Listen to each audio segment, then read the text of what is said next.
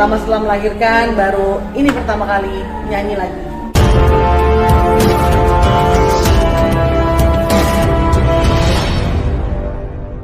Pinangan dari badai sendiri. Wih, pinangan ngeri kali. Kan sementara kan lu lagi habis melahirkan, nggak mudah untuk seorang Regina untuk kembali bernyanyi pas kamu lahir.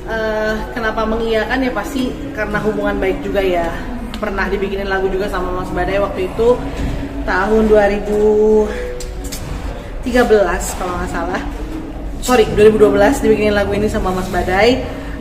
Judulnya Kamu Itu Doaku, dan ya, dan juga udah tau lah siapa seorang Badai Krispatih saat itu gitu ya. Jadi kayak nggak ada alasan buat aku menolak sih gitu. Kalaupun alasan menolak waktu itu pasti karena aduh gue nggak bisa nyanyi kayaknya ini, maksudnya belum siap lah ya secara fisik, secara kualitas vokalnya gitu, belum bener-bener ready gitu, belum 100% ready lah gitu. Tapi balik lagi karena hubungan baik itu jadi ya aku iyakan. Dan juga lagu yang dipercayakan, lagu yang memang luar biasa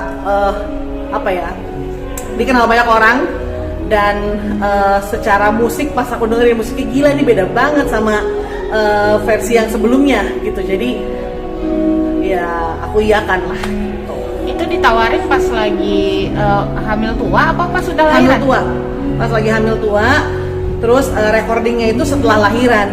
Makanya gila, kepikiran sih gimana bisa jadi gak sih gue gitu. Tapi ya puji Tuhan lah, puji Tuhan, pelan-pelan diulang, retake, goyang nadanya, aduh setengah mati deh. Jadi mama ya bu ya. Ini karya pertama ya Regina setelah melahirkan? Betul, pertama setelah melahirkan, baru ini pertama kali nyanyi lagi. Setelah melahirkan perubahan apa sih Kak dari suara sendiri itu yang dirasain? Sebenarnya gini, karena kan melahirkannya sesar ya prosesnya ya, perutnya kan diuak-uak tuh ya kan sama dokter. Jadi otot diafragma yang sudah terbangun puluhan tahun aku bernyanyi ya blar ya gitu. Jadi kayak gitu, kayak ini bentar lagi beberapa hari ke depan akan ada off air pertama kali juga.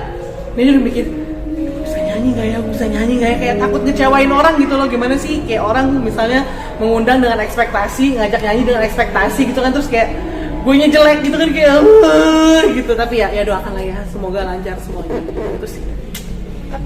Tapi memang lu memutuskan untuk vakum dulu apa gimana sih Regina semenjak sudah melahirkan ini atau gimana? Sebenarnya kalau mutusin vakum dulu sih pasti ya, karena aku pengen punya bonding time yang banyak dulu lah sama anak aku gitu. Jadi kan dia sebentar lagi udah mau 3 bulan nih umurnya, aku pikir ya udah cukup bonding, jadi aku bisa kembali kerja lagi tuh udah oke lah. Plus secara jahitan, secara apa kan juga udah lebih oke. Ya udah siap lah buat nyanyi lagi. Well, siap nggak siap sih ya, kan kebutuhan ngikut ya ibu-ibu, bapak-bapak. Jadi ya harus siap nggak siap, tempur terjang. Tapi support suami sendiri gimana sih Regina? Dia sih luar biasa lah ya, suami siaga dia gitu. Jadi kayak dia kerja dan malamnya bantuin jagain juga gitu, shift-shiftan ya. Kalau lagi jam-jam rawan jam 12 sampai jam 5 pagi, wah itu udah ganti-ganti tolong. Kayak aku udah gak ada nyawanya kayaknya gue. Gila ya, secara kan menyusui itu tidak mudah ya ibu-ibu, bapak-bapak, tolong dicatat. Jadi ya untungnya dia sangat mengerti dan sangat mensupport gitu sih. Mungkin gimana nih Kak Regina setelah punya anak?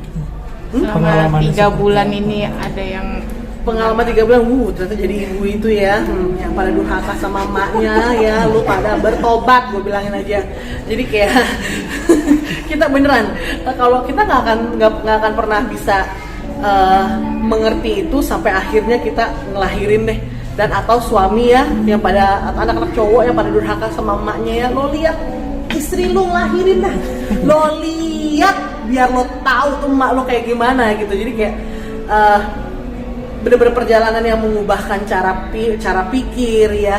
Aku jadi ngerti kenapa banyak ibu-ibu yang bisa bunuh anaknya, gimana itu postpartum syndrome itu gila men tuh. Kalau orang nggak kuat-kuat mental bener bisa kayak gitu ya. Dan kayak kalau suaminya malah ninggalin, malah nggak peduli, iya fix udah terjadilah semua yang kita lihat di berita itu terjadi benar, karena memang tidak semudah itu Karto ya menjadi seorang ibu gitu.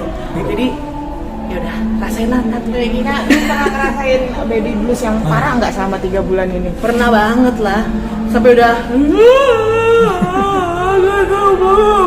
gitu tuh kayak nangis terus, kerjanya nangis terus, insecure total gitu ya. Maksudnya ya dulu aku juga gendut gitu, tapi kayak sekarang tuh insecure itu kayak lebih, laki gua gak mau lagi sama gua jelek, gua gini, perut gua udah stretch mark semua, kayak gitu-gitu loh. Jadi kayak makin parah gitu, kerasa insecure-nya dibanding yang dulu gitu.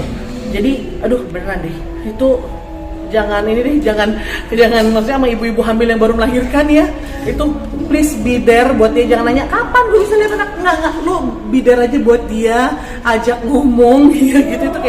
Itu kayaknya yang paling dibutuhkan sama ibu-ibu yang baru melahirkan. Serius, gak bohong ini mah.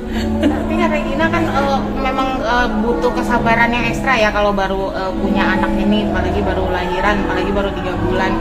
Emosi dipancing juga. Nah, posisi emosi saat dipancing itu pernah nggak sih ribut-ribut sama suami jadi gara-gara ya kadang malam kurang tidur atau apa? Kalau lu sendiri Puji ngerasain? Tuhan nggak ada sama sekali, karena ya memang dari awalnya kita tuh secara komunikasi terbilang baik gitu. Jadi kayak kalau memang suamiku capek banget, dia ngomong, sayang aku capek sekali hari ini di kantor begini gitu. Aku pun ngerti, dan sebaliknya kayak aku hari ini bener-bener capek banget gitu kan. Kayak mamaku misalnya lagi check up ke rumah sakit, jadi nggak bisa bantu di rumah gitu ya. Jadi aku bener-bener kayak hands on anakku tuh sendiri gitu. Jadi kayak bener-bener cuma bisa nangis terus kayak udah nggak kuat secara mental gitu ya.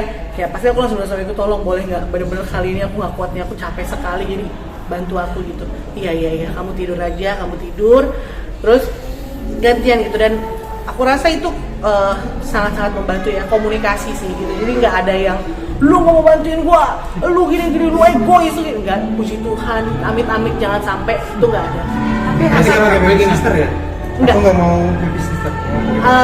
Aku lebih pengennya punya bonding yang lebih sih sama anakku itu ya, ketimbang kayak kalau babysitter kan kayak gampang aja sebenarnya, tolong mbak, bener nggak sih, tolong mbak. Tapi ntar kedekatan itu yang aku gak punya nanti ya kalau sama anak aku ya. Apalagi aku juga kerja, suamiku juga kerja. Kayak suamiku aja pulang kantor langsung dia mandi, aku kasih anak, bukan karena gue bebas tugas, enggak, tapi maksud aku bonding itu perlu sekali gitu menurutku ya, buat hubungan kita sama anak itu penting banget sih gitu. Tapi lu ngerasain minder tadi kata lu bilang, semenjak lahiran nih jadi minder ke suami, ke orang-orang. Kenapa sih?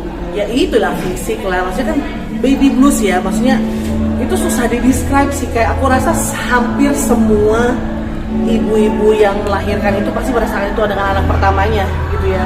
Dan makanya kayak aku bilang tadi, dulu gue gendut gue biasa aja, maksudnya gue nggak insecure yang lebay kayak gitu loh. Maksudnya ini kok bisa sampai kayak bisa sampai sedrama dan semelankolis itu gitu loh. Jadi ya nggak tahu deh, coba ditanya yang lainnya baru melahirkan juga. Emang lu naik berapa, Regina? Naik 22 kilo Dari naik 22 kilo dari 22 kilo, that's it. Kira-kira mungkin proses perkembangan anak gimana, namanya siapa, kenapa akhirnya bisa sampai sesar? Oh ya, kenapa sesar? Karena aku ada hipertensi dan posisi bayinya melintang, jadi kepalanya masih tetap di atas waktu di atas dan nyamping gitu. Jadi nyamping begini si nama anakku Nathan. Terus ya mau nggak mau mesti dioperasi karena si hipertensinya ini juga bahaya kan ya buat aku, karena kalau misalnya dipaksa normal, either aku bisa buta atau aku bisa kejang-kejang dan akhirnya malah nggak ketemu anak kan, amit-amit jangan sampai. Jadi ya mau nggak mau mesti lewat tindakan sesar. Nama asli siapa kak? Babynya nama aslinya? Nathaniel Luigi Jayadi. Ada maknanya? Artinya adalah hadiah dari Tuhan untuk mama dan papa Gina dan Luigi. Tapi hipertensi itu masih ini sampai sekarang? Dari hamil sampai sekarang aku masih terbilang hipertensi, karena kadang masih suka naik tapi kadang normal gitu. Jadi sampai hari ini aku masih minum obat hipertensi. Masih.